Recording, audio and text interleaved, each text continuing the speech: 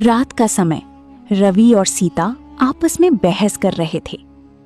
कहते थे माँ ने 80% दिया है तो राज करेंगे। अब देखो हाल, अमन आधी जमीन में 2 गुना कमाई कर रहा है। पता नहीं क्यों माँ की दी गई जमीन तो मिल गई पर चैन नहीं मिला।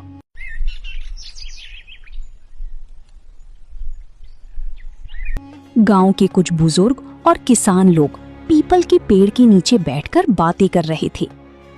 अरे भाई, इस बार तो अमन ने कमाल कर दिया। इतनी कम जमीन में इतनी बढ़िया धान की फसल, मानो खेत में सोना उगाया हो। सच कह रहा है अमन, हम लोगों की तो 8-8 बीघे की फसल भी उसके सामने फीकी लग रही है। लगता है उसने जैविक तरीका अपनाया, खाद भी खुद बनाई और समय पर खेत की देखभाल की। उसकी मेहनत रंग लाई। अमन भाई जैसे लोग ही गांव का नाम रोशन करते हैं। कुछ साल बाद अब अमन के पास आधुनिक ट्रैक्टर, ट्यूबवेल और एक गोदाम था। अमन ने अब कई गुना जमीन बढ़ा ली थी। गीता एक रजिस्टर में हिसाब लिख रही थी। अमन एक व्यापारी से मिलकर लौटता है। गीता, इस बार की फसल ने हमारी मेहनत को 4 गुना कर दिया। मैंने गांव के पास की 2 बीघा जमीन और ले ली है। ये तो बहुत खुशी की बात है अमन जी। ईश्वर की कृपा और आपकी मेहनत रंग लाई है।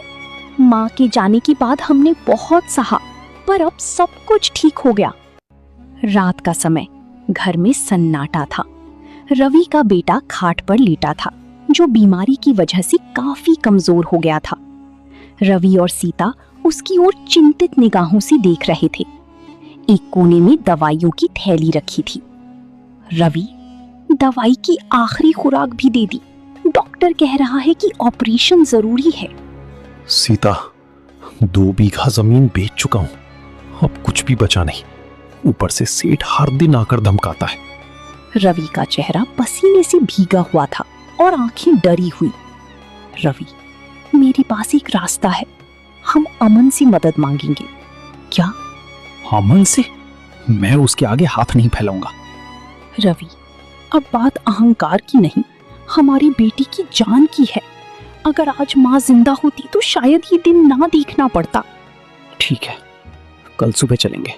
जो होगा देखा जाएगा।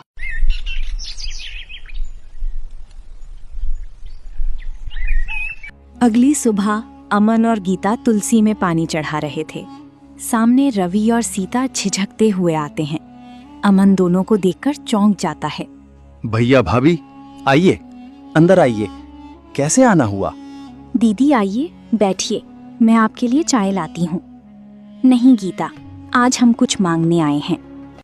अमन, मेरी हालत तुमसे छिपी नहीं है। बेटा बीमार है और इलाज जरूरी है।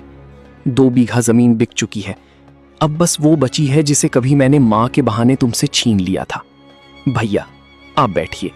ये घर भी आपका है और हम भी। कहिए, कितना चाहिए? अमन, सेठ रोज धमका रहा है। कहता है अगर मेरे पैसे वापस नहीं मिले तो जमीन पर कब्जा कर लूंगा। आप चिंता मत कीजिए भैया, मैं कल ही अस्पताल का पूरा खर्च उठाऊंगा और सेठ का कर्जा भी चुका दूंगा। अमन, मैंने तुम्हारे साथ बहुत अन्याय किया, तुमसे तुम्हारा हिस्सा छीना और बदले में आज मैं खुद ठोकर खा रहा हूं। भैया, समय सबसे बड़ा शिक्षक है। जो कुछ भी हुआ वो सबक था, लेकिन हम अब भी भाई हैं और भाई मुसीबत में साथ नहीं आएगा तो कौन आएगा? उधर गीता और सीता आपस में बात कर रही थीं। गीता, हमने तुम्हें कभी नहीं समझा, पर आज जब सब छिन गया तब एहसास हुआ कि रिश्तों से बड़ा कुछ नहीं होता। दीदी, बीते दिनों को भूल जाइए।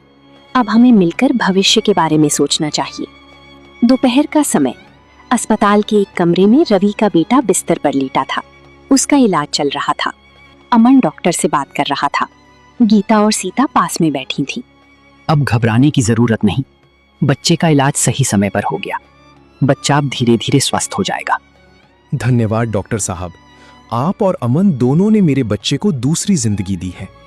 भैया, मेरे लिए आपका झुकना सबसे बड़ा बोझ है। बस अब ये बात हमेशा याद रखिए, हम परिवार हैं। कुछ दिन बाद घर में सब मिलकर बैठते हैं। एक बड़ी चौकी पर चटाई बिछी थी। अमन, गीता, रवि, सीता और बच्चा।